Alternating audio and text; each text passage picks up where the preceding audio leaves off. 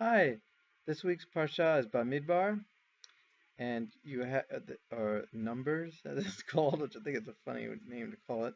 But there's a lot of numbering going on. You have Bnei Israel being put into groups and by tribe and stationed in different places, and in Perek base, pasuk base, that's in chapter 2, verse 2 of Bamidbar.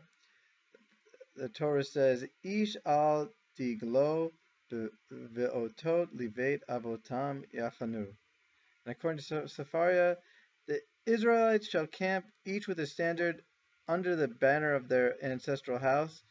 And avotam is like their fathers, and I also saw that in a different translation. So, you know, so it's like they're each going to be with their tribe. There's the big part is the Bnei Israel, the children of Israel. Then there's their individual tribe, and then there's their father's house, and they have their individual signs. So it's like the individuals. And I love this image of this interweaving of individual and group identity. And there's this a great respect I'm seeing for the individual's home, the individual's family, and their place in that constellation of people. No one's a faceless number in this book of Numbers. Oh, that was awesome. That was like a Hashem moment. Yeah. Okay. There's a great line in the Yesrushalmi Talmud that whoever in Sanhendrin, that whoever um, you know kills somebody, or it's as if they destroyed the whole world, and whoever saves them or whoever sustains somebody, as if he's sustained the whole world. So each person is a world, each individual. And, it hit me today, Hashem helped me see that, we really don't know what worlds other people are traveling unless we really get to know them. And it's easier to see the physical, at least for me, to see the physical context. Oh, you're living in America, or you're living in this house, you're living this, like, oh, you're living in a middle class life, or that's the world. But the true world of each individual is different. And someone who may be looking like they're living in a normal, whatever that means, a middle class life, like they may actually be in the world of a prison, or in the world of suffering, or the world of whatever complexity, or just that I guess the surface doesn't give a good indication of what world people are living in.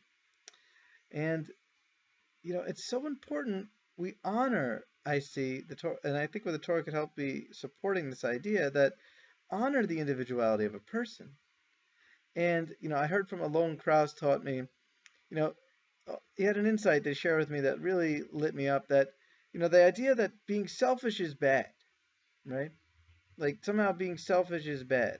Now, I mean, on one level, that's certainly true, right? Like if someone could be, but but actually, like if we're just saying defining selfishness as taking care of yourself or investing in yourself, that's actually a very positive thing often. But what we call selfishness is when that's like gone amok, right? Like when that's like at, at the expense of a way that's not right and that's not healthy. So, but selfishness itself, so like someone, you know, um, may like, wanna rest for an hour, or wanna to take care of themselves, or like they like enjoy a certain food and they want that food. If they get it honestly, that and it really like so taking care of the self and doing nice things for the self. It's like if we want to do something nice for someone else, you know, why wouldn't we want to do it for ourselves and like honor that? Like if someone if only you benefit, that's still a whole world, and that's not a bad thing. And Itamar Shapira taught me that he would make a distinction between self-interested versus selfishness. That if a person is self-interested, that's when they're doing it the healthy way of taking care of themselves versus selfishness. And so this idea of taking care of the self, but certainly there needs to be a line, right? That's why like I love this image in this parsha of the groups, of seeing what groups you're a part of, seeing like what context you're in.